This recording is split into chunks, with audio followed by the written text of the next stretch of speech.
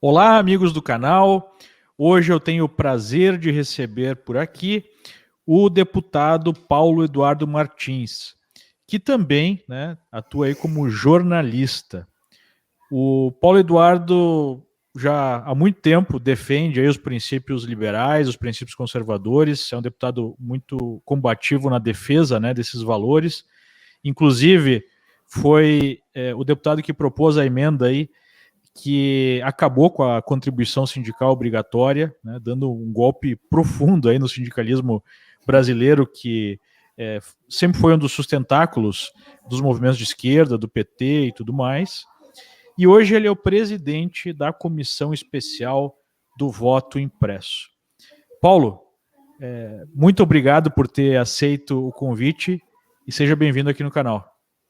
Leandro, uma honra, prazer falar contigo, cara que eu admiro, um cara inteligente, faz um trabalho extraordinário, além da sua função aí profissional, né? O teu ativismo foi algo que você foi agregando na sua vida, também um sinal dos tempos nossos aí, e é muito bom a gente poder conversar.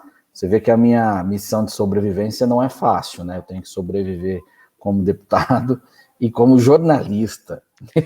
Pois é. Que fardo. Eu iria te perguntar, como primeira pergunta, como sobreviver sendo um jornalista, não vou dizer assim, nem conservador, um jornalista não alinhado à esquerda? E pior, e depois político, piorou a situação, né?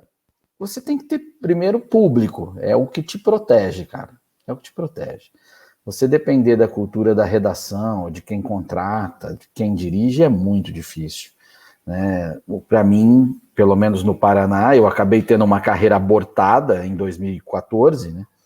Situações políticas, o que me levou à política formal. Mas aí a longevidade no mercado vai te dando condições de sobreviver. As pessoas passam a te conhecem também pessoalmente, você passa a ser um dado da paisagem, e aí é aceitável que você esteja ali. Mas você construir isso não é fácil, é muito difícil. E entrar... Explica para nós um pouquinho mais essa questão da carreira abortada. Você de alguma forma não conseguiu evoluir na carreira por conta da sua posição ideológica? Sim, mas não por sabotagem interna. Na época, eu era comentarista do Jornal da Massa, que era um jornal das 7 às 8 no SBT, aqui no Paraná, e também do SBT Paraná, onde eu tinha uma crônica. E ali o jornal estava repercutindo muito a internet. Foi quando o início do boom da internet, o Paraná tinha vários ministros do PT, e então eu estava falando, por mais que eu estivesse na TV regional, eu estava falando para o centro do poder. E isso passou a incomodar. E o governo é o principal anunciante do mercado. E o governo pressionou a emissora, tanto a nacional quanto a local, a aliviar. Porque senão eles não iam ter a clientela do governo federal. E eu sei como que é o jogo, a empresa não sobrevive, televisão é muito cara, não sobrevive sem o maior anunciante do mercado presente. E aí eles me afastaram a Raquel Sherazade no mesmo dia. Na época ela ainda tinha uma outra visão política, parece que ela mudou aí, sei lá.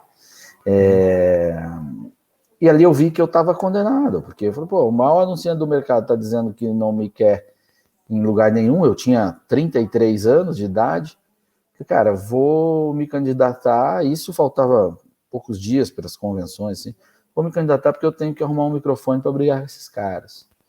Eu não saí atirando na empresa, não, a empresa foi muito correta comigo, ela era tão vítima quanto eu nessa história, e tinha dado um microfone para eu falar o que eu quisesse, né?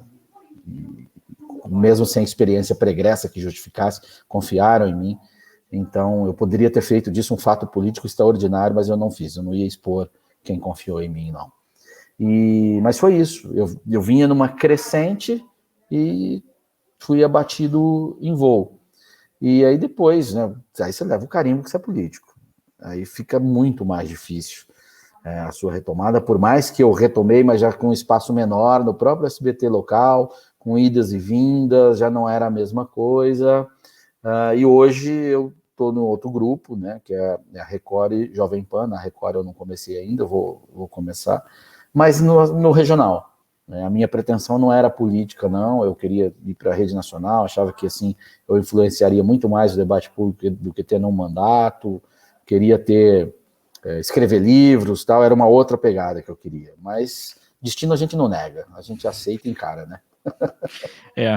Agora, indo para esse mundo político, né, a gente sabe que na imprensa geral uma certa hegemonia da esquerda.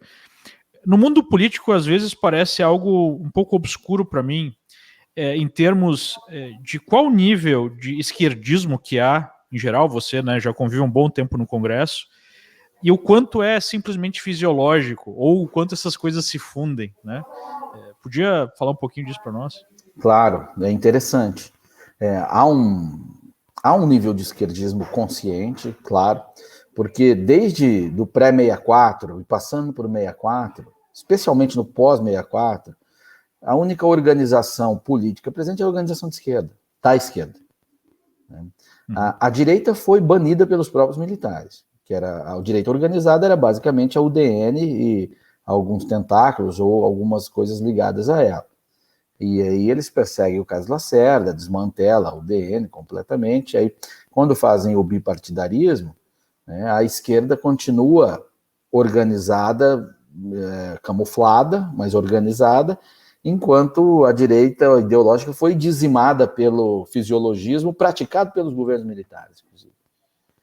Tanto que, quando finda este período e surgem os partidos novamente ali nos anos 80, não surge nenhum partido de direita organizado, ideológico, e surgem todos os de esquerda organizados, ideológicos que a gente conhece hoje. Até porque a esquerda já dominava redações, já dominava o meio cultural, tudo. Já dominava organizações sociais. Exato. Não tinha... Mas hoje eu vejo... E aí, assim, só chegando lá, claro. Desculpa, Leandro.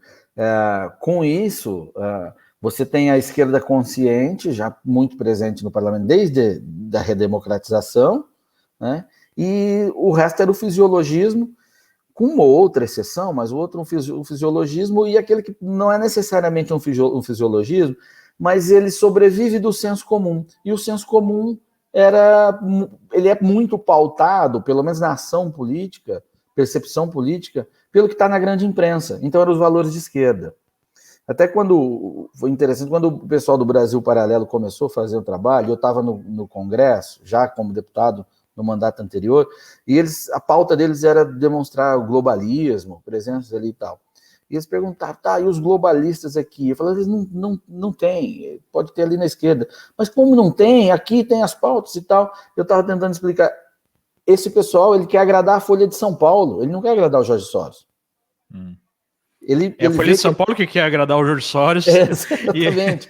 Ele vê que tem uma demanda ali, está saindo isso no jornal, ele não tem esse grau de consciência profunda e ele acaba no automático prestando um serviço para esse pessoal. Isso o fisiologista ou não fisiologista, mas alguém sem sentimento de grupo, da direita, dimensão histórica. O cara que quer fazer uma carreira, então ele quer estar na grande mídia, ele quer estar no grande debate, ele acaba funcionando assim no automático. Então o poder da esquerda acaba sendo muito maior do que o seu próprio tamanho real. Deixa eu ver se eu entendi. Então, um deputado lá do Centrão, né, que nem teria, digamos assim, uma inclinação à esquerda, se ele vai lá e fala a favor do armamento civil, ele vai receber pedrada da imprensa. Se ele fala a favor, contra, né, o armamento civil, aí ele vai ser aplaudido e então ele vai tender sempre a buscar esses aplausos aí da grande imprensa. Exatamente. Veja, a questão do armamento, né, que você coloca é muito clara. Né? Você tem já uma consulta popular, um referendo, que deu um resultado ali real, auferido, mas quando você pergunta para os deputados, a postura deles é outra. É anti o armamento, porque é a postura da imprensa. Ele não reflete a sociedade, ele reflete a imprensa. O que reflete a sociedade são apenas os deputados que têm acesso às organizações que militam pelo armamento civil, porque esses conseguem auferir ganho político, enquanto os outros, que não são vistos por esse público, não conseguem. Então ele agrada a imprensa, que assim ele acha que está agradando uma maioria, está chegando em alguém, e ele não compra uma briga que ele não consegue sustentar. Isso funciona também em outras questões morais, né? Onde o sujeito tem as convicções pessoais, mas ele não entra porque ele não tem ganho político, ele não tem sustentação organizada política sobre aquilo, e ele não tem condições de enfrentar uma briga, ele não quer Aí, para se poupar, ele fala o que a imprensa quer ouvir. Mas você não acha que a internet mudou um pouco isso? Porque a gente tem as redes sociais que têm uma vida própria independente da imprensa e gerou certos públicos gigantescos que, digamos assim, estão alinhados, né, a essas causas.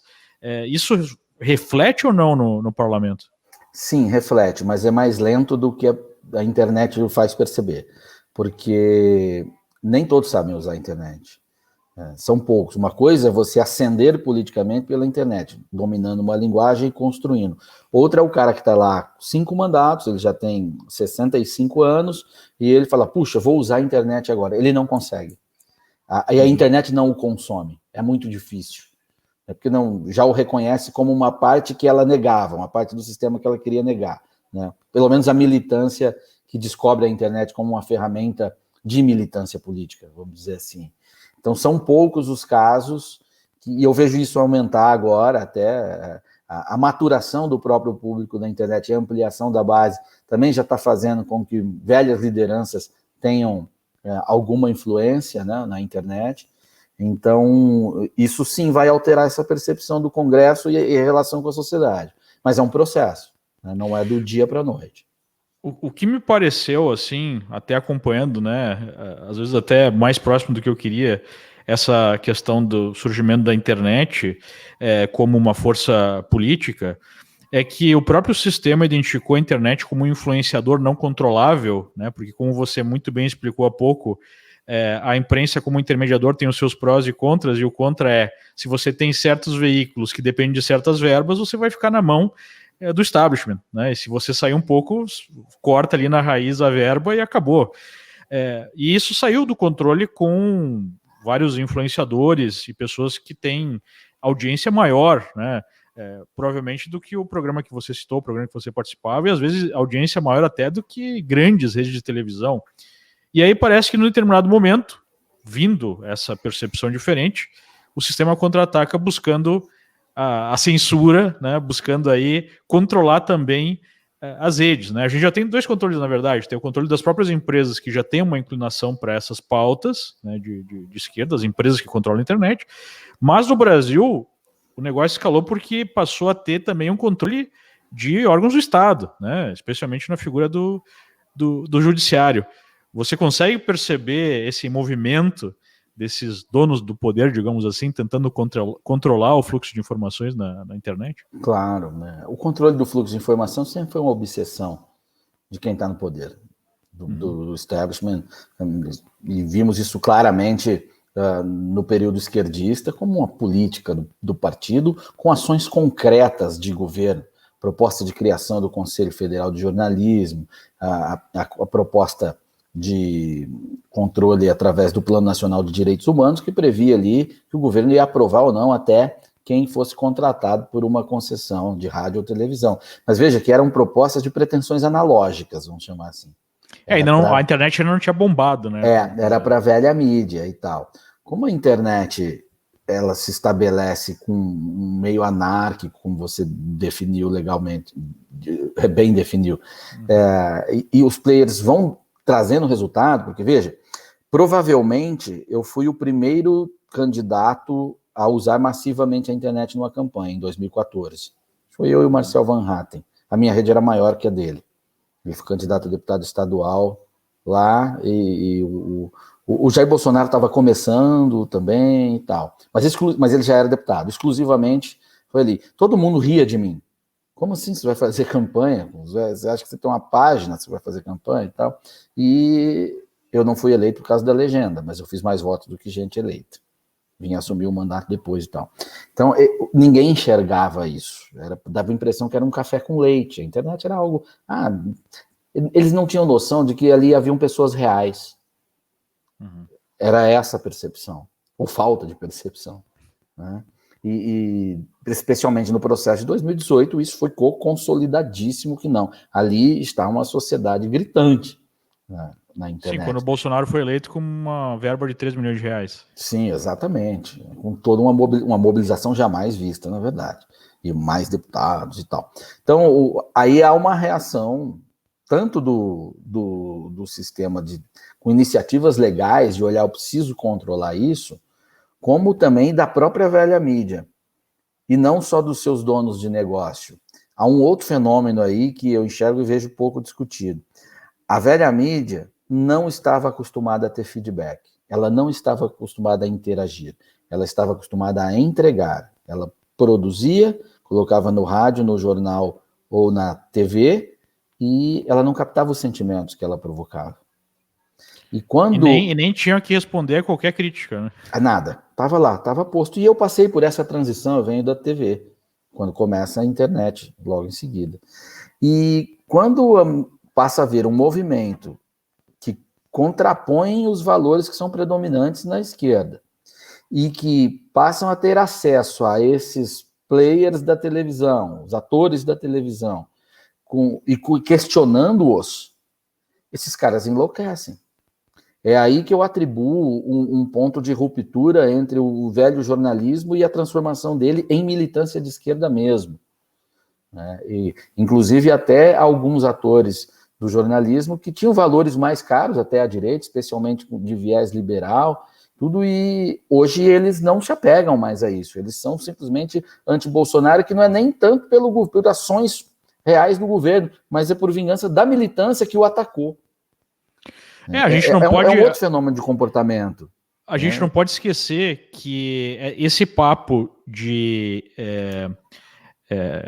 gabinete do ódio e tudo mais surgiu a partir de listas que foram produzidas pela imprensa tradicional, indicando Exato. pessoas como milicianos digitais. Inclusive esse termo surgiu também na imprensa profissional, e como você falou, com uma espécie assim, de raiva mesmo, de vingança. Pô, esses caras aí tiraram meu espaço de poder, eles são o meu inimigo, né? Sem muito a ver com a questão ideológica até. Exato. E aí há uma mescla de governo com militância, né? Como se fosse uma coisa só nessa percepção, e levou isso à guerra que a gente vê hoje nas redes. Então, essa reação tornou a coisa muito mais vigilante.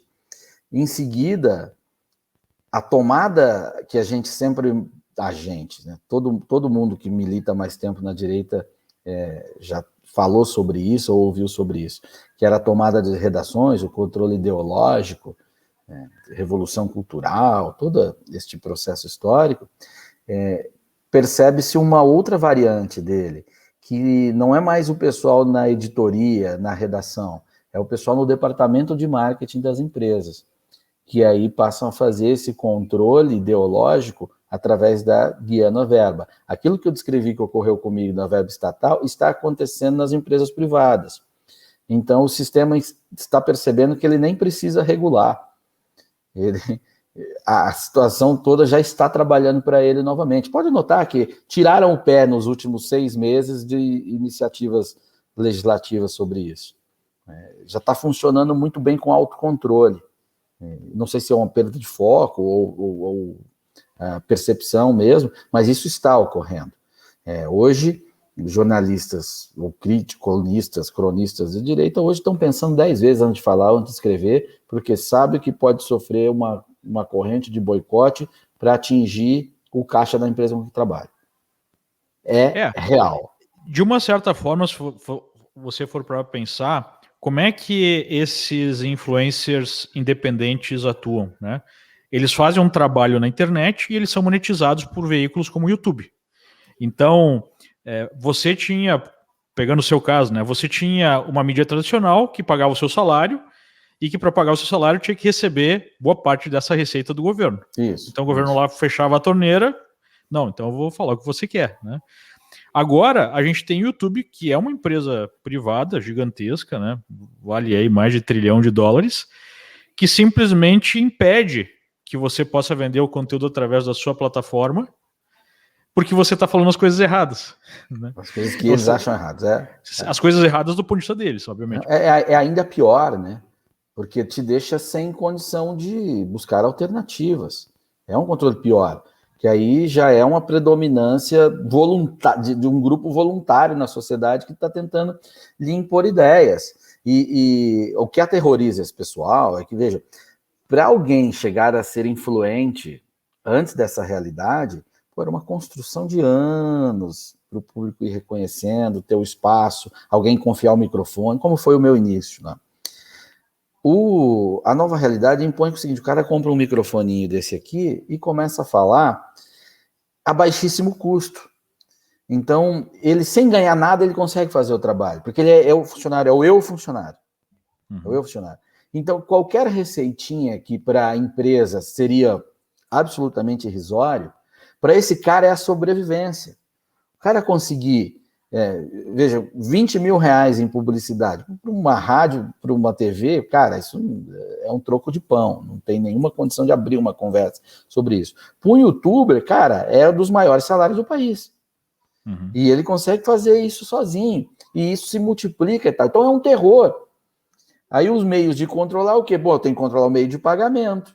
Aí essa reação em cadeia do pessoal que tem a canetinha nos departamentos comerciais e marketing das empresas. E atuam de forma coordenada. Não venham me falar que não é coordenado, que eu não sou idiota. Ninguém aqui começou ontem. Né? Vai lá os gigantes dorminhocos e... Oi, Adidas, gostamos muito dos seus tênis, mas vocês estão apoiando um conteúdo tal. Adidas, multinacional, gigantesca, presença global. Aí, em 3 minutos, o Twitter da Adidas responde, tornando pública, oficial, um reposicionamento na comunicação da empresa que é global. Ah, por favor, tá? Por favor, não me venham com essa. Então, sim. Eu acho que é uma jogada bem ensaiada entre as próprias empresas, tipo Twitter ou Google e tudo mais, com os grandes departamentos de marketing, né, com os ativistas. Então, acaba sendo a mesma patatinha. É isso aí. Agora, tem comando central ou não? Eu nem acredito nisso. Me parece que é muito mais esse alinhamento de valores que torna o alinhamento natural, automático, e por isso tão eficaz. E para consolidar esse movimento, a gente tem a chancela vindo lá do judiciário, até mesmo da alta instância do judiciário, dizendo, realmente esses caras são criminosos, vamos investigá-los, vamos meter busca e apreensão, vamos até prendê-los. Então, reforça esse movimento, porque dá o selo aí da própria justiça. Não, realmente vocês estão corretos no que vocês estão fazendo. Claro, façam, continuem, vocês estão fazendo muito bem, eles são criminosos mesmo, por mais que não tenha uma base legal, nem para eu abrir esse inquérito, eu tenho que distorcer um regimento interno da Suprema Corte e fingir que eu interpreto que aquilo lá diz que abrange o país inteiro, né? Eu, nesse momento, estou dentro do Supremo Tribunal Federal, conforme a interpretação deles lá. Estou fazendo um programa contigo na internet, uma transmissão na internet. Eles entenderam que se é pela internet é tudo, então o Supremo está aqui. Eu gostaria de ter uma toga, de camiseta preta, mas não é toga, não. Eu ia tomar algumas decisões um tanto diferentes. Os nossos absurdos. É impressionante como o Supremo, né, acredita que um tweet criticando um ministro é um indício de um ilícito, que pode abrir uma investigação, mas uma delação, né, como nós tivemos agora do Sérgio Cabral, que fez uma denúncia grave contra o ministro Dias Toffoli, né, falando que o ministro vendeu sentença, e claro que sem investigação não dá para saber se é verdade ou não, por isso a importância da investigação, mas de fato houve uma mudança de voto lá nos embargos de declaração, né? Então, e houve aquela reportagem da revista Cruzoé denunciando ainda em 2018 uma mesada que o próprio ministro receberia da sua ex-esposa, que, segundo o Sérgio Cabral, foi a intermediária da transação, né?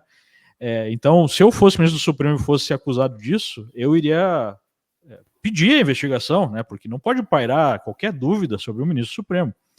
Mas nós tivemos aí a decisão do Supremo, do colegiado, anulando a delação do Sérgio Cabral, e, pasmem, o ministro Dias Toffoli votou, né? Não se sentiu impedido, né? Mesmo, obviamente, sendo acusado pelo Sérgio Cabral, e votou para anular a delação. Como é que se enxerga isso? Eu enxergo como uma bizarrice estrondosa. Não há outra forma de enxergar isso. Veja, o Sérgio Cabral, que a palavra do Sérgio Cabral vale alguma coisa, é o Sérgio Cabral, é um bandido. Mas ele está ali sob condições e com algum objetivo, e para ele atingir o seu objetivo, que é um benefício numa delação, ele tem que falar a verdade, senão ele não não consegue. E ele conta com uma riqueza de detalhes bastante interessante, que ali, sim, é um indício de que pode ter havido um problema e que tem que ser investigado, sim. Tanto que a Polícia Federal chegou a essa conclusão. Exatamente. E a Polícia Federal, tudo que ela não quer também é problema para ela, tá? E mesmo assim falou, cara, vamos ter que investigar o ministro. E pediu. O Augusto Aras pediu para arquivar, né? Tem esse detalhezinho aí também. Faz live com o PT. E o ministro Toffoli é uma vergonha pessoal. Mais vergonhoso do que ser citado pelo Sérgio Cabral é participar do julgamento cujo beneficiário, no caso que ele está sendo acusado, é ele mesmo. É uma vergonha plena. Parece clichê falar em vergonha, mas é a palavra, ou falta de. E o que assusta, Leandro, é que os demais ministros. Será que ninguém conversou com o Toffoli e falou, amigão, vem cá. Teve um só que se manifestou até agora, que foi o Marco Aurélio Mello, que disse que achava isso muito negativo para o tribunal e se fosse ele não julgaria porque está julgando em causa própria. O ministro Marco Aurélio Mello falou isso. Ele está de saída e ele está se dando o direito de falar as coisas certas, né? Ultimamente, você notou isso? É verdade.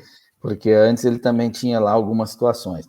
Mas isso é desmoralização. A gente não pode esquecer aquela canetada de querer soltar 240 mil presos nas ruas, né? Da noite por dia. Tem o renda básica também, que eles colocaram lá, que eles sugeriam um salário mínimo para cada brasileiro, que ia custar um tri, mais ou menos, lá. Tem tudo isso aí. Mas, veja, a Suprema Corte ela tem que ter respeitabilidade. Ali se julga o pacto social, que é a Constituição. A materialização dele ali é a Constituição. Esses caras têm que... Há um conflito, chama esses caras... Não, o nosso pacto social é isso aqui. E a população tem que acreditar. Tem que haver ali uma preservação institucional maior do que qualquer outra. E está ocorrendo exatamente o contrário. Eles estão rasgando leis, nos julgamentos mal se discute direito, cada um com o seu país mental, eles vão colocando ali, fazem como se fosse um conselhão da República, e não é para ser aquilo. E agora todo mundo fingindo ali que estava tudo muito normal, com o ministro Toffoli participando daquele julgamento. É muito assustador ver se há um espírito de corpo, e o próprio Marco Aurélio falou, não sejam inocentes, a gente conversa aqui sobre os votos. Será que eles não conversaram isso? Toffoli, nós vamos aliviar para você. Achamos um absurdo. O Cabral não tem condições, tem aqui a jurisprudência, embasamento todo, mas não entra nessa, porque você vai expor todo mundo. Mas nem isso.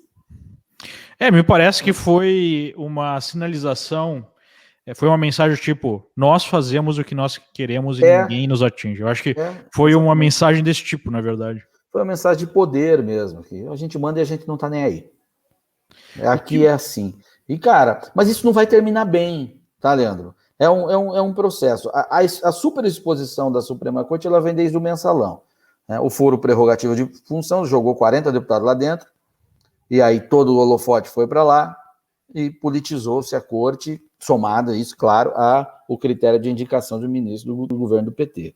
Até esses episódios não se falava em Suprema Corte no Brasil. Era muito raro ter esse tipo de debate. Né? A partir dali, as coisas... E quando o Toffoli não se declara impedido no julgamento do Zé Dirceu, ali rompeu-se um paradigma. Para mim, é ali que rompe-se o paradigma que leva o Supremo hoje a estar na condição que está. E os caras e depois a gente teve o Lewandowski aliviando a barra da Dilma lá no julgamento do impeachment, né? Também. Isso, eu estava presente no Senado, no plenário do Senado naquele dia. O Jader Barbalho estava ao meu lado. Eu estava sentado, porque normalmente um deputado vai no Senado, ele senta na cadeira do senador do seu estado. Né? Mas ali havia um mal-estar entre eu e os senadores do meu estado, e eu acabei sentando numa cadeira qualquer lá e era do lado do Jader. E quando o Lewandowski anuncia aquilo, o Jader olha para mim, o Jadren olha para mim e fala, que porra é essa? com todo o seu volume moral. Isso, refinamento e tal. Aí levantou, falei, vai lá, senador, isso é um absurdo. Aí ele foi lá falar com os caras, voltou e votou a favor que o Lewandowski tinha decidido. Mas me parece, né, Paulo, que até ficou claro isso na mensagem do Celso de Mello, um pouco antes dele sair, que o Supremo assumiu uma postura nitidamente assim política e de oposição ao governo. A teoria do Celso de Mello é esse é um governo ditatorial que pode produzir uma ditadura e nós temos que frear isso. É isso mesmo? Aparentemente sim. Tem a declaração do Fachin já sobre isso também, numa live. Eu até conversei com o Fachin outro dia que visitei lá o TSE, ele participou de uma conversa, o Barroso, enfim, a gente tem que conversar, é assim mesmo, essa política real. Mas o Fachin falou numa live que o 2022 a democracia, te dizendo assim, não tem que votar em outra pessoa, ele não pode fazer isso. Numa live com o pessoal do grupo Prerrogativas, né? Que é um grupo de esquerda e advogados que atuam diretamente no Supremo. Aliás, eu nunca vi ninguém fazer live com um grupo de direita. Foi a pergunta que eu fiz no Twitter. Alguém já viu? Eu não tinha visto. Depois o Barroso, numa fala com uma organização estrangeira, também falou lá que o Bolsonaro é um ditador. Como é que foi a expressão que ele usou, que o Fiuza ficou repetindo? Né? Dictatorship, uma coisa assim. Eu não lembro dessa parte. Foi engraçado. Mas... Sabe, mas eu fico pensando o que acontece quando a Suprema Corte de um país se transforma num grupo político de oposição, né? É o primeiro passo. É um passo definitivo no desmantelamento do Estado democrático. Que eles dizem estar protegendo. Eles dizem estar protegendo. Mas eu nunca vi alguém instalar uma ditadura para dizer que é violar os direitos das pessoas. É sempre para proteger a liberdade de alguém, é para proteger a revolução, é sempre para praticar o bem. O Stalin nunca falou que ia fazer mal a ninguém, não. Nunca falou. Preservamos a bela língua russa, no mínimo. Sempre há uma coisa positiva. Sempre há. E aí é que está. Veja, eles são uma instância ali dos guardiões do Estado de Direito. É o bom funcionamento do Congresso, é o executivo que reconhece a limitação da lei para o seu exercício, e o judiciário que tem um pacto tácito de que vai respeitar a lei no seu julgamento para aplicá-la. Quando se perde isso, daqui a pouco é a lei do TACAP, é quem tem a porrada mais forte. Esses caras estão construindo esse cenário, Leandro, e eles não estão percebendo. Vai ser amanhã, vai ser semana que vem, eu não sei quando é que vai ser. Eu só sei que vai ser. A continuar assim, vai ser. Isso não termina bem. Não é possível que isso termine bem. Você, como parlamentar, mesmo tendo prerrogativa, né, da função, em tese, para expressar as opiniões e tudo mais, você se sente de alguma forma tolhido ou tem algum receio de sofrer algum tipo de intervenção, algum tipo de agressão, né, do judiciário?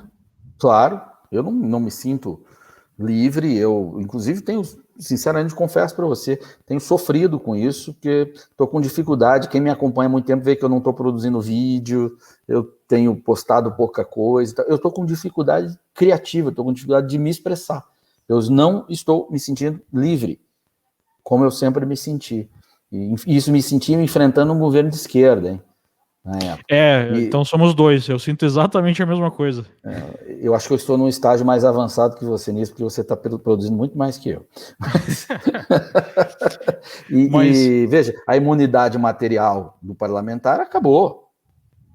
Acabou. Eu pego o livro do Alexandre de Moraes, que eu tenho, e li. Ele fala que é uma imunidade absoluta. Aí, quando vai decidir, ele ignora o que escreveu. Como é que eu tenho segurança, Leandro, desse jeito? Como é que está o se você que é deputado sente isso, imagina um cidadão comum que vai tentar se expor na internet. Né? Sim. O cidadão comum talvez não se veja tão alcançado pelo judiciário, porque o deputado está exposto a ele diretamente. Inclusive, é uma das razões da imunidade. Porque são pessoas representantes que estão politicamente, publicamente muito mais expostas até. E podem ser alvo de uma perseguição política. E pode ser alvo de uma perseguição política. Então não me sinto mesmo. Tá? Agora, bem ameaçado, você falou algo bem importante, né? Você falou, eu não imaginei estar vivendo isso num governo de direita, né? E eu queria pegar esse ponto aí para fazer uma reflexão. Quando iniciou o governo Bolsonaro, havia uma expectativa, né, acho que de um país como um todo, mas mais na direita, que nós teríamos aí uma série de avanços no sentido de continuar, no mínimo, né, o que foi iniciado pela Lava Jato, de mudar certas práticas no parlamento, enfim, de avançar as causas tanto liberais do ponto de vista da economia, quanto as causas conservadoras do ponto de vista dos costumes, né, como o pessoal gosta de falar. E a gente está vendo, infelizmente, o contrário disso acontecer, né? A gente está vendo aí esse tipo de perseguição política, né, de diminuição do nível de liberdade, uma dificuldade muito grande de impor mudanças econômicas. Claro que teve a questão da pandemia também, mas isso já acontecia antes da pandemia, né, então não é uma desculpa. E a gente não está conseguindo ver, de fato, né, essa pauta sendo avançada.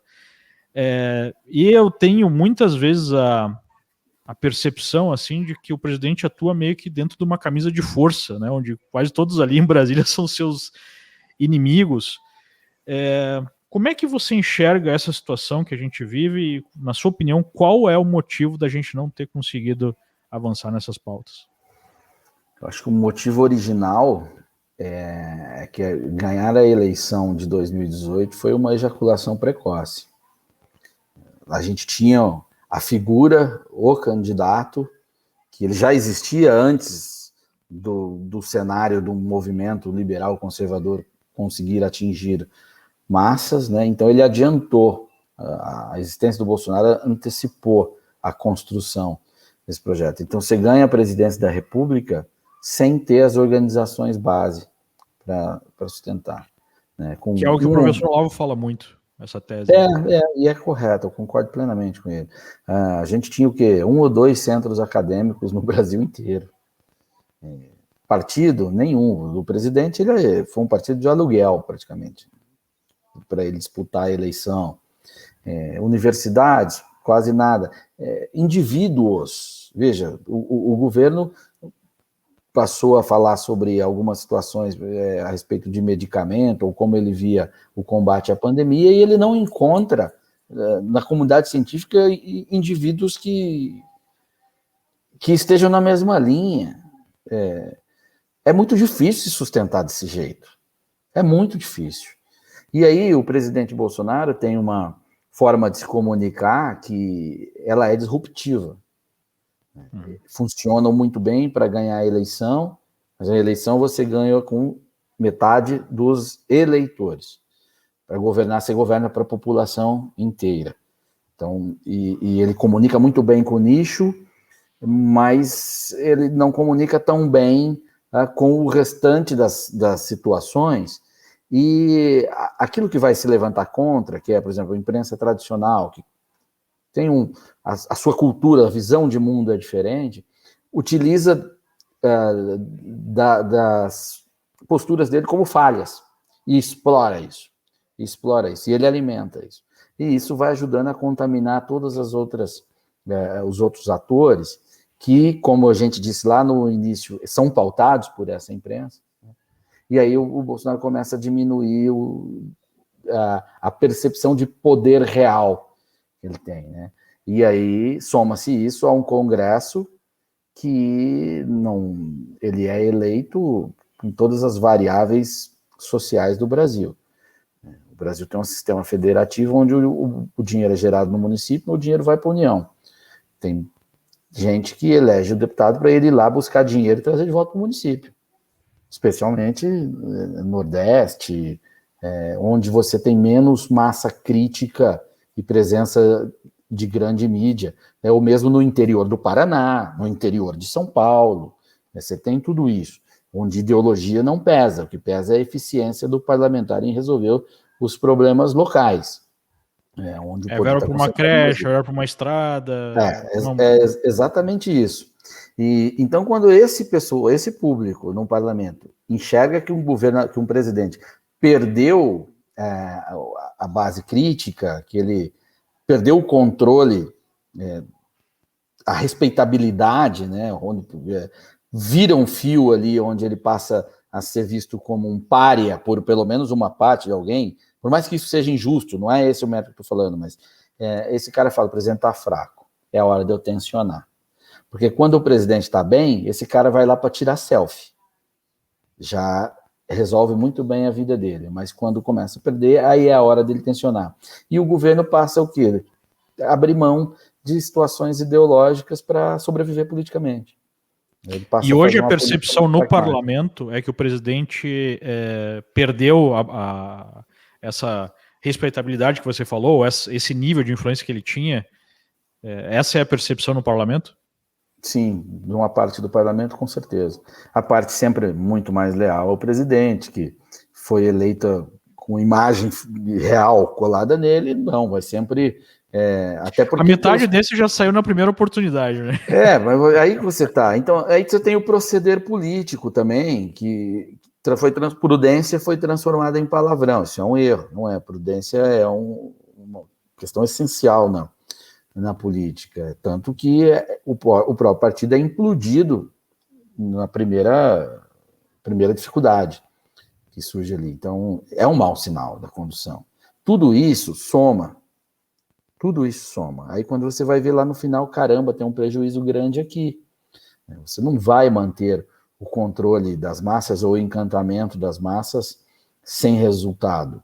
Eu falava lá no início, fui muito criticado. Eu falava diretamente para o governo, para figuras do governo e também publicamente. Eu queria uma postura mais pragmática em relação ao parlamento. Que naquele momento o governo tinha condição de construir compromissos sem cedendo pouco. Porque no começo havia uma ideia de não usar o toma lá da cá, usar bancadas temáticas para fazer o conceito votação. Errado. Isso não existe. Isso não funcionaria. Não funciona. A base temática, a bancada temática, ela funciona em torno do tema. E depois ela discorda em tudo, em tese. Então não funciona assim. Mas conseguiria compor cedendo muito menos, impondo algumas coisas, fazendo esse parlamento se sentir parte, porque a gente tem um presidencialismo bizarro, tá? A gente tem uma coisa que ele é um híbrido, na verdade. Né? O presidente não governa se não compõe com o parlamento. Eu vejo a imprensa falar, Bolsonaro governa com o Centrão. Você quer que ele governe com quem, amigo? É com o Centrão mesmo. Ou o Centrão não está lá? Ele não é o mais numeroso? Ele tem lá uma base ideológica que é pequena e para fazer maioria precisa do Centrão. É engraçado que essa mesma imprensa é aquela que diz que quando o Bolsonaro entra em conflito com o Congresso, o Bolsonaro está querendo fechar o Congresso ou instituir algum tipo de ditadura, né? Não tem sentido. É o ataque pelo ataque. Então, não tem critério aí. Note que não há critério. E aí vem muito daquela razão que a gente já discutiu aqui numa primeira parte. Então, eu defendia que ele fosse mais pragmático ali, e menos que o governo fosse um pouco mais discreto e aí, assim, entregando resultado. Por quê? O país estava com o caos fiscal, precisa da reforma da Previdência, da administrativa, da tributária, de uma série de coisas. E quando falta comida na mesa, não tem mais mito, não. Tá? É mito, legal, mas quando o cara chega em casa e a patroa fala, amigão, você tá aí militando no WhatsApp o dia inteiro, mas aqui, ó, as crianças estão com roupa rasgada. Preciso fazer conserto aqui, geladeira tá meia boca. Aí era um risco que o presidente ia correr. Por isso que eu me baseava no quê? Eu preciso, sim, de uma base parlamentar para reformar, e aí colher os resultados e manter a popularidade em alta. Mas a palavra articulação também foi transformada em xingamento, em sinônimo de corrupção por uma parte aí do pessoal. E isso foi atrasando todo o processo. Foi atrasando. Aí, e o poder, ele desgasta, Leandro. Não tem jeito. Um governo do tamanho do Brasil, se colocar Jesus Cristo lá, depois dos 100 dias, ele vai estar tomando porrada. Eu acho que o Dirceu falou uma frase muito interessante, né? Aquela cadeira queima. Queima, tá lá, é isso aí. E presidência é sacrifício, não é prêmio. Não é prêmio. Você vai sair da presidência escorraçado. Tá? Não tem jeito, a não ser que você monte um aparato como o Lula fez, mas veja, o final é uma presidência só, ele e a Dilma. Saiu escorraçado. Foi Fui empichado de lá, foi defenestrado, que é ser atirado pela janela. É isso. É que lá é presidente, o estadista sabe. Ele vai sentar lá, vai sair mal. Porque ele, para fazer o que tem que ser feito, vai contrariar muita coisa. Ele vai ter que fazer coisas nem tão bonitas assim para poder realizar e sobreviver. É assim. Então, se soma-se isso à expectativa alta que foi criada por todo um discurso eleitoral, e aí o medo de enfrentar o desgaste de fazer a real política. Isso que acabou foi sendo feito. Que acabou sendo feita. Veja, então eu apanhei, e eles fizeram depois o que eu pedia para fazer. O Arthur Lira na presidência e um certo equilíbrio, né? E agora as coisas parecem estar andando. De fato, nós estamos andando com as reformas ou não? Há uma vontade política de fazer a reforma administrativa, a reforma tributária? Você acha que vai sair? Eu tenho, assim, há uma vontade, tá? Mas isso não depende só de vontade, depende também de acordo real mesmo em torno da matéria. Também a coisa não é só na parte ruim, como a gente fala. A sociedade, ela vai ao Congresso, tá? E não é fácil conciliar, cara. Não é fácil conciliar. Tem o problema da pandemia aí também que a gente não pode ignorar. É uma situação... Tem um probleminha. Tem só esse probleminha básico aí, é uma situação única na história e que realmente distorceu tudo, né? Os dados do Ministério da Economia, que eu recebi informação, não sei se eles chegaram a publicar isso, mas conversando com o pessoal, em fevereiro de 2020 estava apontando com um crescimento de 3,7%. A gente foi abatido em voo. Basicamente, todo o esforço para fazer uma reforma de Previdência para poupar 1 trilhão em 10 anos, e a gente imprimiu 1 trilhão e pouco por conta da pandemia. Exatamente. Já queimou a reforma. Eu fiquei muito frustrado com isso, pessoalmente muito abalado. Fiquei pessoalmente muito abalado mesmo, porque, trabalhei feito um cavalo pela reforma da Previdência, dando a cara, trabalhei feito um cavalo para aprovar a MP 871, que eu fui o relator, o governo não tinha base nenhuma, estava trabalhando quase que sozinho, e ali era 30% da reforma da Previdência, mais ou menos, uma pegada pesada. Então foi um ano de 2019, assim, muito intenso para mim, mas, estamos conseguindo, que é gostoso isso, sabe? O mandato é muito sacrificante, você conseguir essas vitórias, elas são tão difíceis, que é um alívio. É uma sensação, puta, que legal, e você vai. E aí chegou a pandemia e falou, cara, acabou. E eu aí o pessoal fala, Paulo, você tá apagado e tal. Sim, eu não sei proceder nessa situação. Mas a gente tem que pensar o seguinte, não fosse essas reformas, a situação ia ser muito pior Muito ainda. pior, muito pior. Aí você vê imprimir dinheiro e destruir tudo aquilo lá. Mas se não fosse aquilo lá, é um pensamento que a gente tem que colocar, estaria pior, mas o que se vislumbrava naquele momento, cara, era caramba, finalmente a gente vai entrar num outro caminho. Então quando a gente estava pronto a levantar voo, veio esses meteoros, como o Paulo Guedes falou, né? Fomos atingidos por meteoros. Meteoro na cara. E aí, veja, a reforma a tributária, quando eu falo da complexidade da sociedade, né? Eu já fui procurado por praticamente todos os setores da economia brasileira para falar sobre a reforma tributária. E aí é um problema de visão. Uma reforma tributária, a nossa não vai permitir uma redução de carga tributária no início, porque as receitas são comprometidas, não há gorduras queimadas. A gente já está quebrado, basicamente. A gente já está quebrado. Então ela é o quê? Para racionalizar, simplificar, tornar... justo talvez não seja uma boa palavra, mas racional. Só simplificar já fica mais barato para todo mundo. Isso. Aí, mas ela tem que ser vista como um todo. Por quê? Vai haver deslocamento de tributo. Então, hoje você paga 6 em determinada situação, você vai pagar 20, subiu, mas você vai consumir coisas que passarão a pagar 6. Então você tem ganhos. Mas todo mundo só vê o 20, né? O cara só vê o 20. Então o sujeito vem, te procura e fala assim, olha, Tado, eu quero muito a reforma tributária, a gente não aguenta mais o sistema atual. Mas no nosso caso, não seria bom mudar.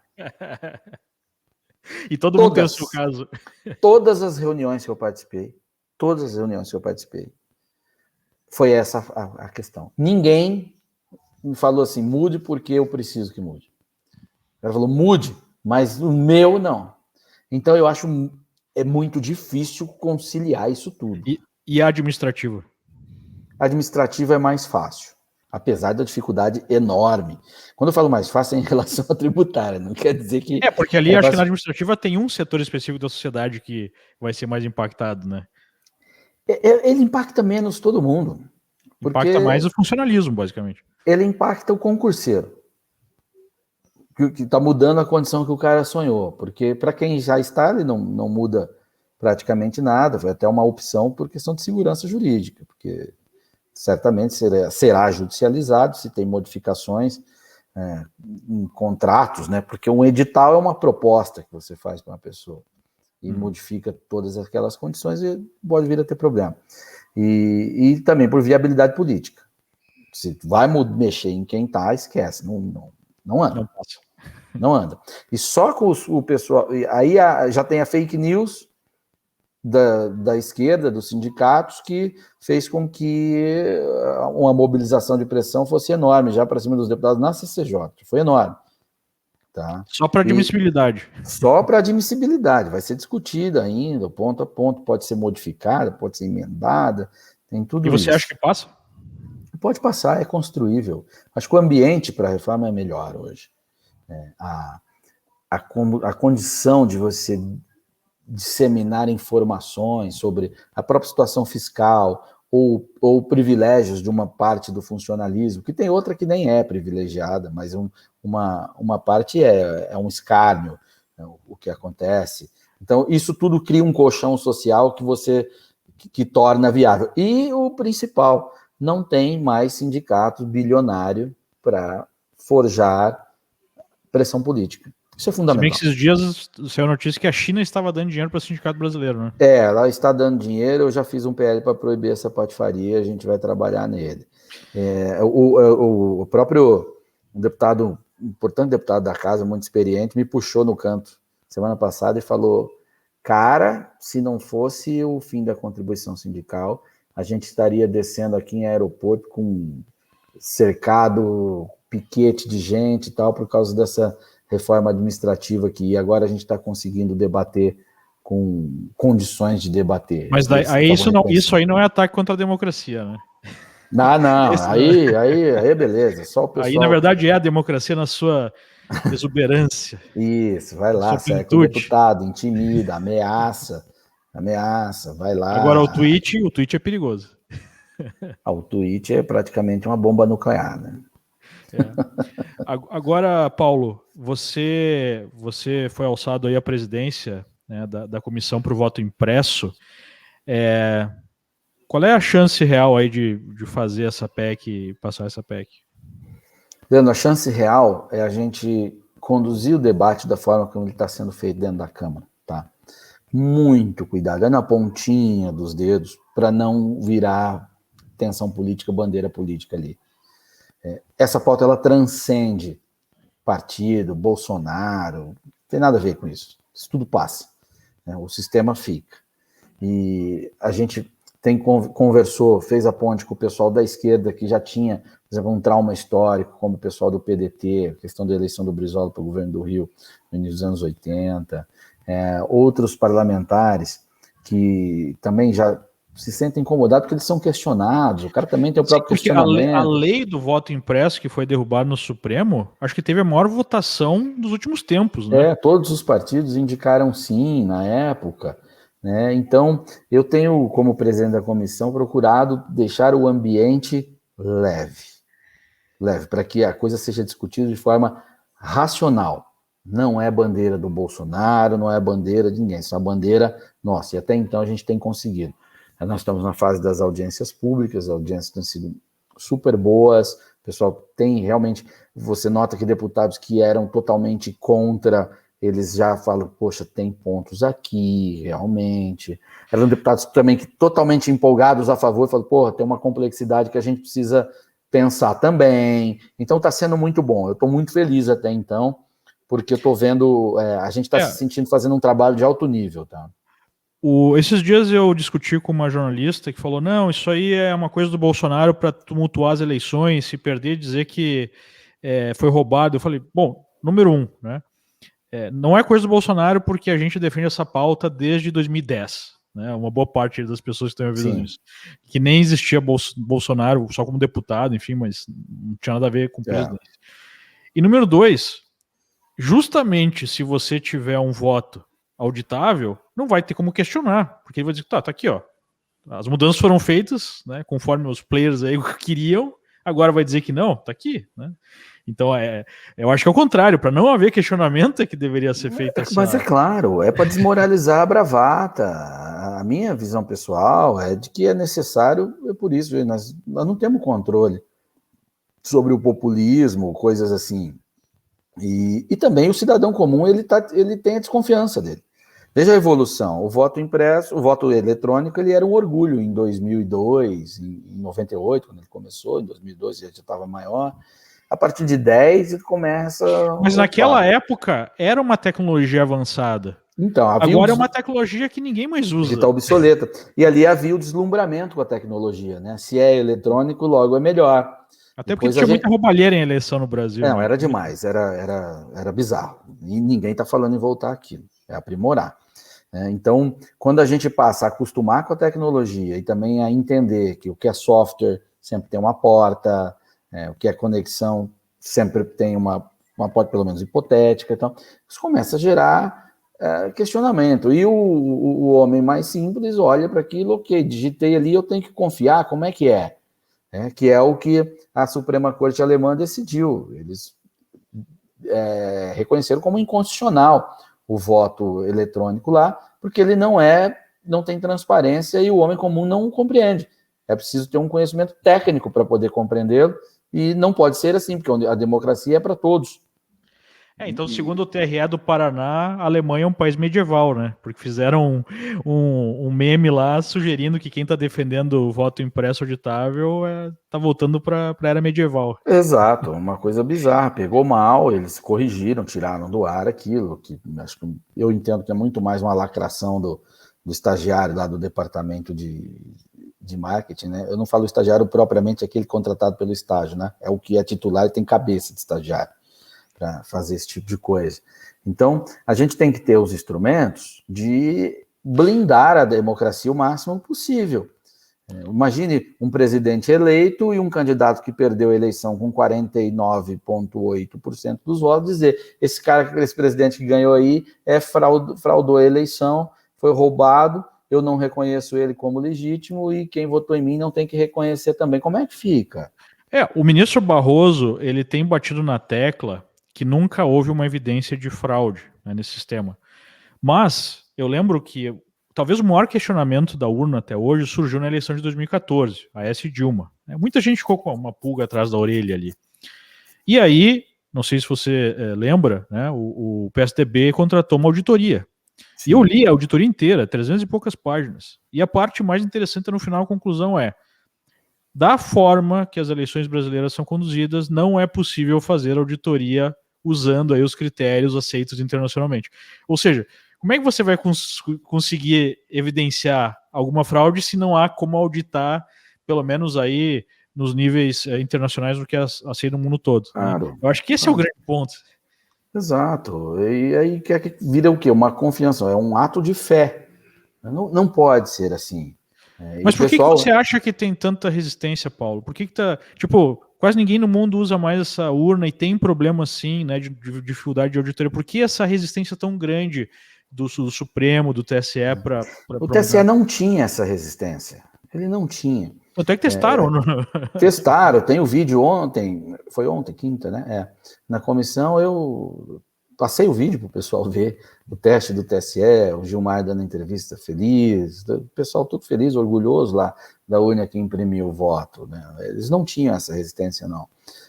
O que aconteceu, ali por uma conveniência de tempo e para a organização do próprio TSE, eles disseram que era inconstitucional, né? Quando foi aprovada aquela lei, e agora porque eles acham que são a pauta do Bolsonaro.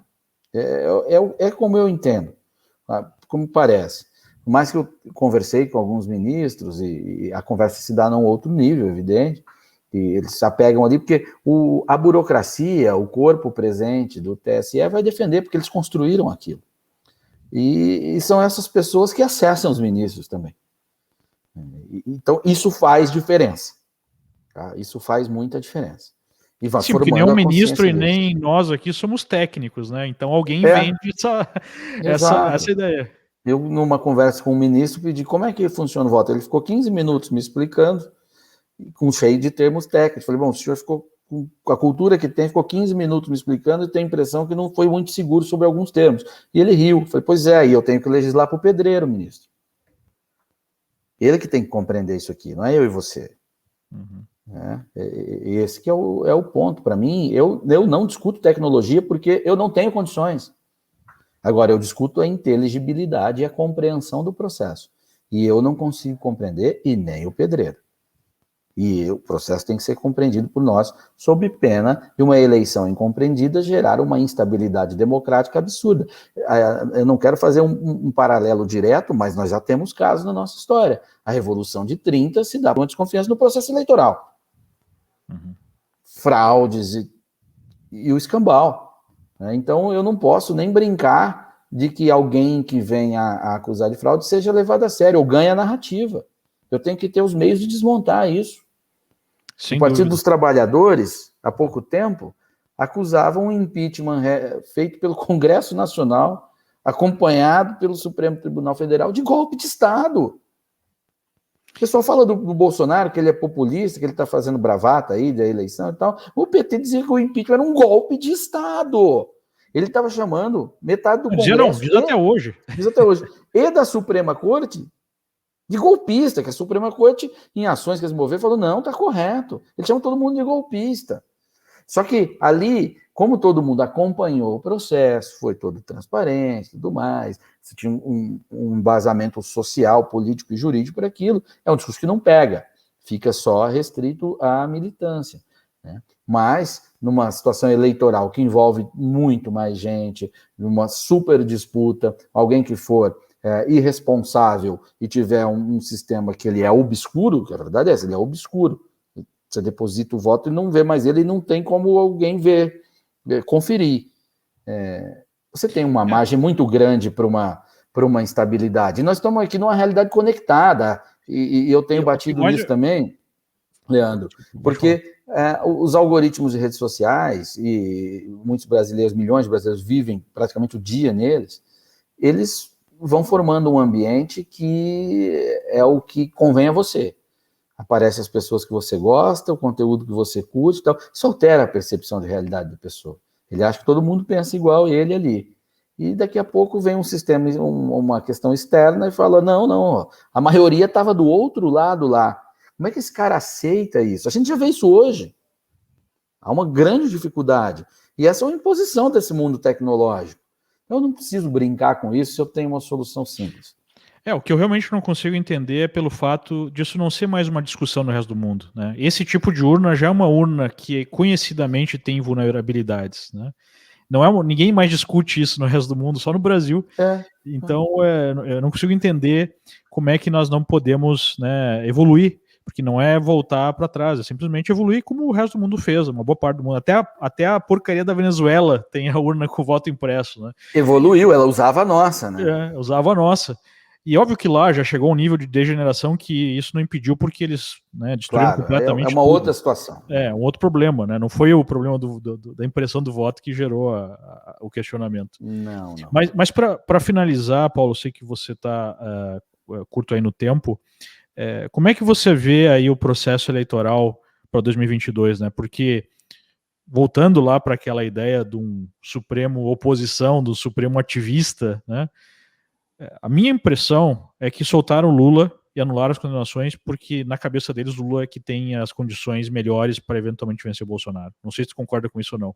Então a pergunta número 1 seria se tu concorda, e a número 2 é como é que tu está vendo esse processo e como é que tu está vendo nesse momento as chances aí, o desenho para 2022.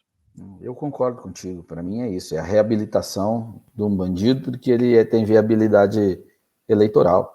É a mudança de entendimento da própria corte. Eles querem que eu vá pensar o quê? Reiteraram diversas vezes que era Curitiba, depois... 13 não, vezes. 13 vezes, depois não é Curitiba mais. Eu não tenho condição de pensar outra coisa, com todo respeito às excelências. E esse é um fato.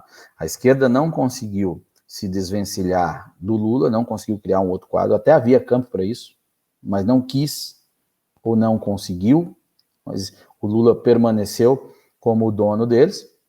É um polo muito forte. Veja, com o Lula na cadeia, o Fernando Haddad fez 46 milhões de votos. É muita coisa. Se fosse você o candidato do PT, você teria feito os mesmos 46 milhões, pelo menos. Você é muito melhor que o Haddad, você poderia até ter feito mais votos. Se fosse eu, se fosse qualquer um. Porque é assim, eles têm... Veja, o PT é um dos partidos, é o partido mais organizado do Ocidente. Não tem nenhum lugar, nenhum outro país, um partido tão organizado como o PT. Tá? O PT emite um documento, aquele documento faz efeito. É sério, ali não é brincadeira. E presente em praticamente todos os municípios, com suas franjas sociais, que é sindicatos, organizações estudantis, organizações religiosas, conexões internacionais, a academia trabalhando para ele freneticamente. É muito pesado. Então, quando uma máquina dessa está com a moral elevada, com expectativa de poder diferente de 18, onde ele estava com a moral no lixo, Lula na cadeia, gente presa, escândalo de corrupção. Hoje, o esquema que desvencilhou, que desvendou o esquema de corrupção do PT está desmoralizado. É um fato. E uma parte do bolsonarismo até ajudou nisso. Com, enfim, ataque a todo mundo e tal. Não que eles não tenham dado também razão. O Sérgio Moro saiu muito mal do governo. Isso tem que ser considerado. O erro do Sérgio... como juiz, né? Tipo, como político foi... Foi péssimo. O Sérgio Moro ir para o governo, ele politizou a Lava Jato. Tá? Foi o que faltava para o pessoal fazer ação política contra a Lava Jato. Então, assim, o PT está moralizado novamente. Moralizado no sentido de... Está com a moral elevada, o termo é melhor. Até porque seria muito difícil eles se moralizarem de fato. Aí é outra história. A militância está assim. Aí você tem o desgaste do Bolsonaro no exercício do poder mesmo. A epidemia. A epidemia, que arrebentou com os sonhos de muita gente, uma tensão constante, esse modo sempre de estar em conflito, ele vai estressando o homem comum, é na minha visão, tá? E isso tudo vai potencializando o adversário. Aí você vai ver as condições objetivas do Jair Bolsonaro, aí tem uma massa muito forte ainda, certamente, um Brasil profundo aí que vai estar com ele, com toda certeza, mas a organização, ele não tem nenhum partido ainda. Ele não tem nenhum partido para enfrentar o PT, com um candidato que é candidato desde 1980. E em 2022 não vai resolver a live pelo celular. Não vai resolver. Não vai ser suficiente. Você não tem mais esse impacto, é preciso unir as estruturas tradicionais. Né? Quem são os aliados do Jair Bolsonaro? Quem é que ele vai trazer para perto? Isso tudo soma. Mas, Paulo, para que aliados? Ele tem mais votos que todo mundo. Cara, mas é formação de massa crítica para você manter o ambiente mobilizado. Você precisa das franjas. Você não vai chegar no estado e falar, vota aqui, desse que é o meu governador, é o coronel Orelha. Não vai acontecer. Não é. Você está lidando com uma outra força que é muito enraizada na sociedade, muito organizada. Você tem que ter algo equivalente também, sempre presente, porque você já não é mais a novidade, você já teve o desgaste, você já gerou frustrações, e também já gerou situações de realização. Mas tem tudo isso quebra o encantamento. E vai ser essa a pegada na eleição. Eu não vejo condições de viabilizar uma terceira via, por mais que pesquisas falem, eu não quero nem Bolsonaro, eu não quero nem Lula, mas é preciso canalizar uma energia social para viabilizar uma candidatura a presidente quando você tem dois polos assim.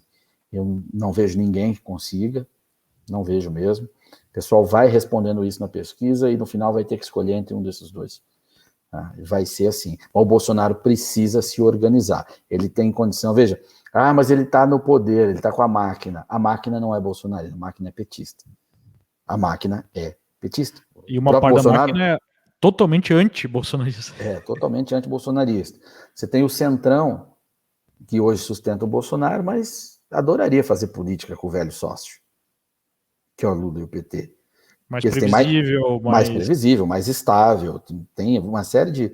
E muito melhor que ele voto no Nordeste. Então, eles têm vantagens. Então, eu estou cravando que o Jair Bolsonaro vai perder? Não, longe disso. Eu estou enumerando dificuldades que ele tem que ter consciência do que ele vai enfrentar. Sabe o que eu acho, Paulo, que pode talvez ajudar o Bolsonaro? Até um cenário que a gente trabalhou hoje aqui na empresa. Tá vindo aí uma recuperação econômica forte, né? Se nós não tivermos outras surpresas aí pelo caminho. E o timing dessa recuperação começa a dar frutos no final desse ano, começo do ano que vem. Ou seja, já vai estar uma situação, pelo menos econômica, aparentemente bem mais favorável e a pandemia, de um jeito ou de outro, vai estar para trás, né? E eu acho que esse timing aí vai ser positivo para o presidente. Mas, obviamente, não é o suficiente, né, para fazer frente àquilo que você falou, né? É preciso uma organização política muito bem feita. E talvez até passe pela aproximação maior, né, com o Centrão nesse momento, para o Centrão sentir, digamos assim, no Bolsonaro uma ponta firme, realmente. Você acha que isso pode acontecer? Sim, precisa disso. Precisa firmar bem com o Centrão para não fazer apenas aliança formal com o partido e o Centrão lá na base trabalhar com o PT. Acontece. Ele precisa chamar antigos aliados, trazer para perto novamente, que ele se distanciou. Ele precisa empolgar a base novamente. Não dá para... Veja, tem grupos, tem setores, tem pessoas, agentes de influência que têm 8 pontos que são compatíveis com o governo Bolsonaro e esses caras foram chutados. Política você faz com o que tem em comum, não o que tem de diferente. Não é assim. E isso precisa ser corrigido, porque vai fazer diferença lá na frente. O PT venceu eleições com prosperidade econômica e organização. E para o nível de comunicação que havia na época, o PT tinha o que havia de melhor. Para aquilo que tinha, o PT estava muito à frente, com uma ave, e também com todo o domínio de milícia digital eles já tinham naquela época. Não, naquela época, exatamente. Então, um adversário assim, ainda mais vai ter grana chinesa nessa eleição. Tá? Esses caras não vão ficar olhando, não acredito nisso. Estou atento a isso, quero buscar meios de conseguir identificar essas coisas, mas na outra teve grana de Cuba, lembra? Grana pesado. Das Farc. Jogo teve pesado. Teve uma denúncia da Veja de grana das Farc. Jogo pesado. Então, sem organização, amigo, é ferro. É preciso organizar o negócio. Uma última pergunta. Como você imaginaria aí um governo Lula, caso Lula vença as eleições? Como seria esse governo? Eu acabei de falar que o PT é um partido sério, no sentido de se levar a sério. E que, de organização profissional. Profissional, e quando ele emite um documento, ele cumpre, aquele documento vira. E as reflexões do PT sobre a perda de poder, sobre o impeachment da Dilma, que os levou a perder o poder, dizem que o erro deles foi não ter controlado a mídia e as Forças Armadas. E se eles voltarem ao poder, eles vão corrigir o erro. É isso que eu espero do governo do PT. Por isso que me aterroriza brutalmente a volta deles ao poder, e eu vou lutar com tudo que eu puder para impedir isso. Foi o que o Dirceu falou e detalhou aí em algumas lives, né? Que foi a falha de controlar o fluxo de informações e a questão de não controle dos militares. Até porque, né, segundo o general que estava no comando das Forças Armadas aí na época, houve uma tentativa de buscar uma decretação de estado de defesa, né, para pelo menos atrasar aí o processo de impeachment. E não conseguiram respaldo, né? Não conseguiram respaldo. Eles tentaram, fazer uma influência nas Forças Armadas e não conseguiram. Tentaram mudar algumas coisas na organização da Escola Superior de Guerra. O Celso Amorim estava lá, aí criaram lá uma cadeira para trazer os militares dos países cucarates aí, que eles dominavam via Foro de São Paulo, para criar uma coisa só, mas os militares brasileiros perceberam e não permitiram que aquilo gerasse efeito. Mas aconteceu. Isso estou falando de conversa que eu tive com militares. A informação, não é opinião. Então, nenhuma dúvida de que eles vão tentar e serão um esforço muito maior para ser mais efetivos. Por isso que o PT não pode ganhar essa eleição. Não pode. Que depois, meu amigo, eleição é teatro. Eu acho que a gente tem um exemplo, né, uma amostra grátis aí, é só para olhar para a Argentina o que está acontecendo na Argentina. Né? Acho que seria exatamente esse tipo de governo. Isso, sob o aplauso da nossa petezada. Exatamente.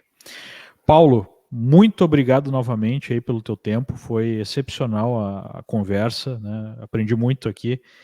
E já deixo aqui o convite para uma próxima, porque poderia ficar por mais 2-3 horas conversando tranquilamente. Então eu te agradeço aí pelo teu tempo e te agradeço também pelo teu trabalho aí, sem puxação de saco, né? É o que eu realmente penso. Eu vejo você como um dos melhores parlamentares aí que nós temos hoje no Brasil. Obrigado, eu fico orgulhoso. Você não precisa puxar saco de ninguém, não. Eu sei que você falou, é verdade, é o que você pensa. Eu fico realmente feliz. É bom porque nos estimula, tá? Porque é porrada o dia inteiro, é frustração todo dia. Aí quando o reconhecimento vem, é estimulante. E a gente faz outro bate-papo, sim, vai ser um prazer também, gostei bastante. No próximo a gente faz com mais tempo, tá frio em Curitiba, vai estar frio daqui para frente, abre uma garrafa de vinho e a conversa flui muito melhor. Eu abro um rosé porque aqui agora começou o verão, mas tudo bem. Cada um com as suas dificuldades. Grande abraço, Paulo. Até mais. Abraço, valeu, Leandro. Tchau, tchau.